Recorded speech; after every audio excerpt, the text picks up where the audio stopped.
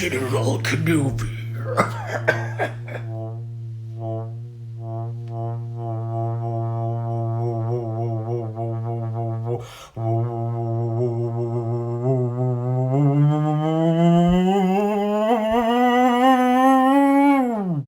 Let's discuss the pieces first.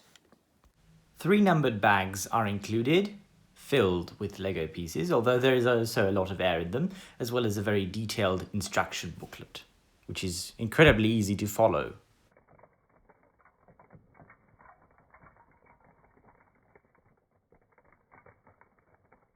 So in this set there are some rounded pieces to create spherical shapes and curved shapes, as well as some triangle shaped pieces, some triangular pieces, and some pyramid shaped pieces.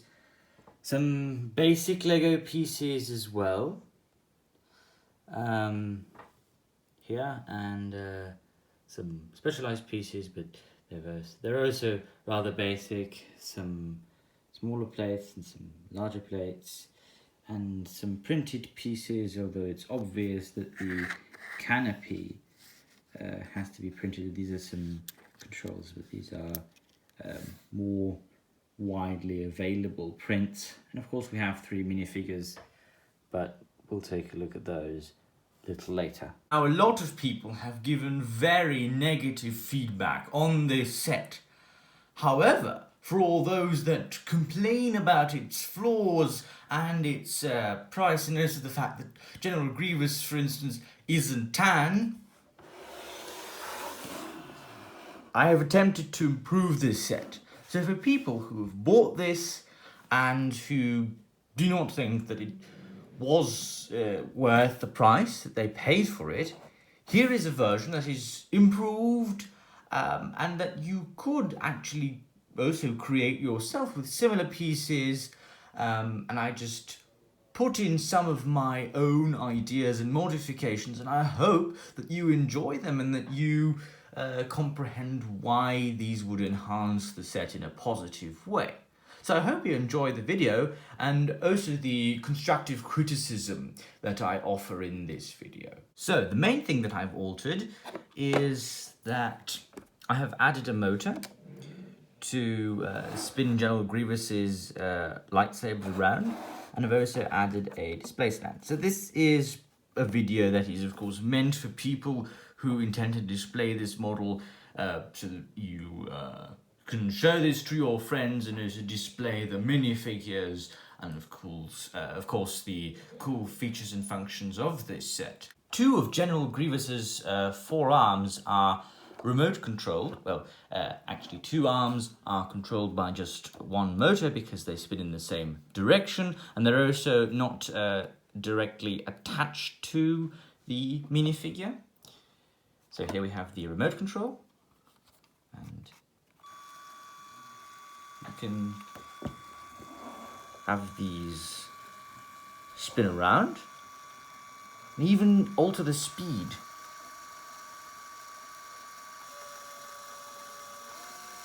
So you can spin this at whatever speed you please to spin them at.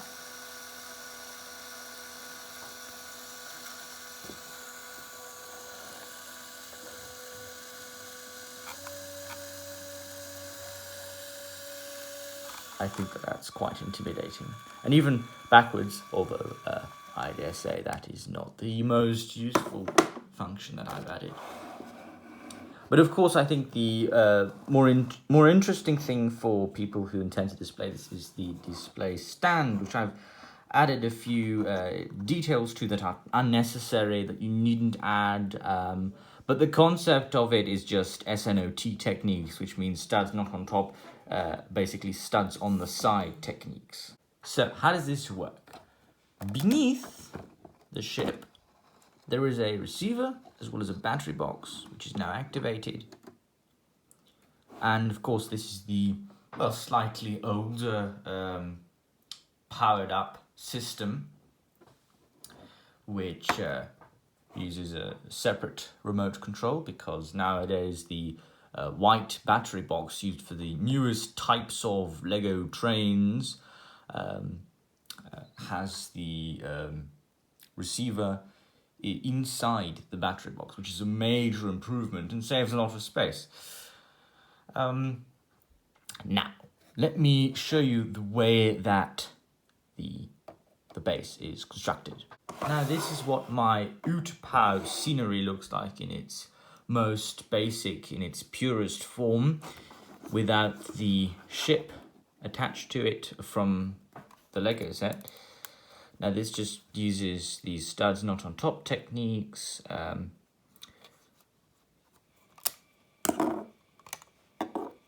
I've used these corner attachment pieces. These are pieces with studs on the side, on two sides, and that you can attach these separate plates to. And this actually works really well. You just need a lot of tan plates.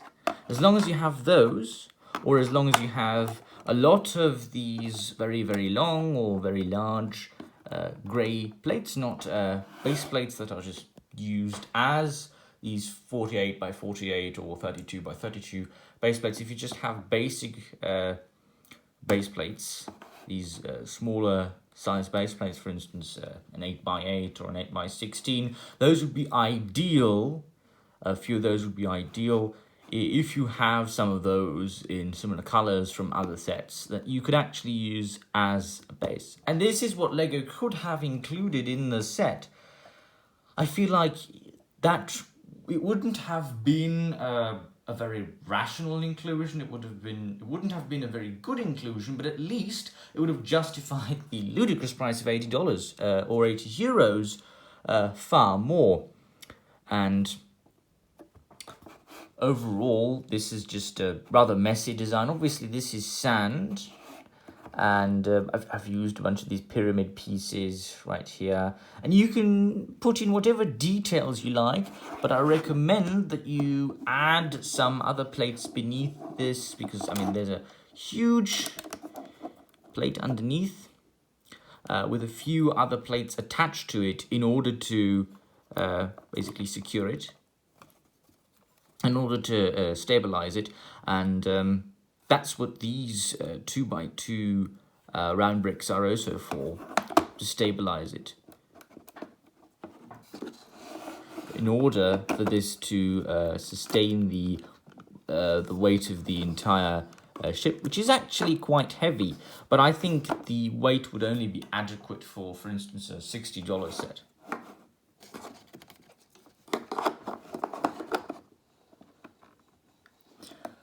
A bunch of pieces that I've also used that you could also have in the same color as those base plates that you would connect to each other are these. So this is a slope, a 2x2 slope. I've got a bunch of these in tan. Got a lot of tan pieces due to the fact that I have a lot of Harry Potter Hogwarts sets.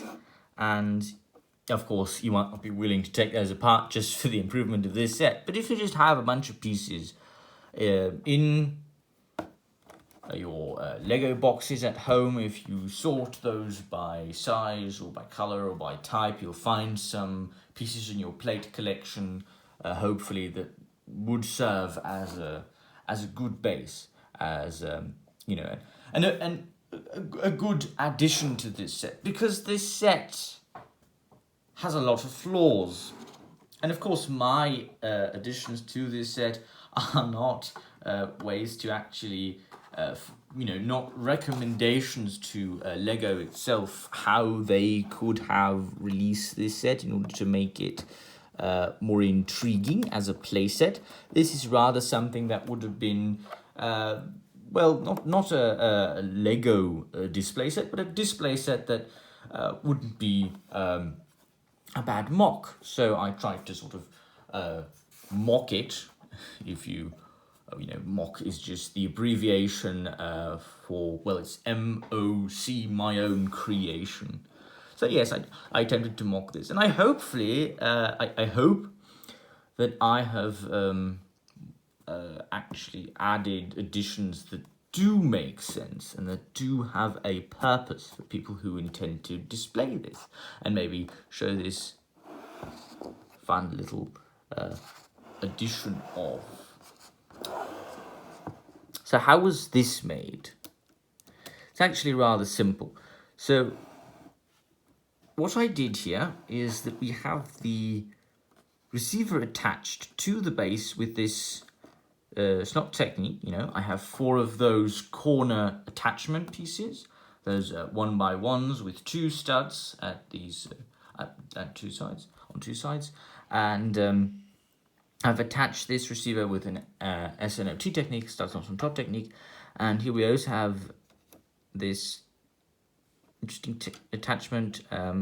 Grievous is attached with a Technic. So we have a Technic pin, a loose Technic pin, which allows for some friction, and that is connected to a bunch of pieces that are compatible with studs, so that I could put a few transparent pieces here in order to make him to make it seem as though he's jumping out of the vehicle. Just let me show you what that actually looks like. So there you can see there's a attachment in there. There we are. So this is the piece that he is attached to. And I've got this piece which is just used in order to create angles, interesting angles, and this I need to attach the motor, which should blend with the color scheme of the ship rather well, but it's not ideal, of course. And hopefully it looks convincing, though. I mean, relatively convincing. It can't be absolutely convincing, and it won't be absolutely convincing. So you attach the motor right here.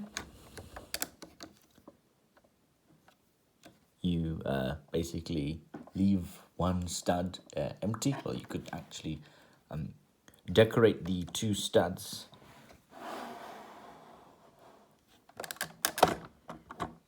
in front of the angled piece, which is used to attach the motor, whose dark grey section is supposed to blend with the colour of the ship. Here we have the canopy, which should actually be able to open and close. Of course, I've altered the design slightly, made this a little smoother. You could actually smooth this off, this section, and order a few more tiles on Bricklink. Tiles as well, but I'd recommend slopes.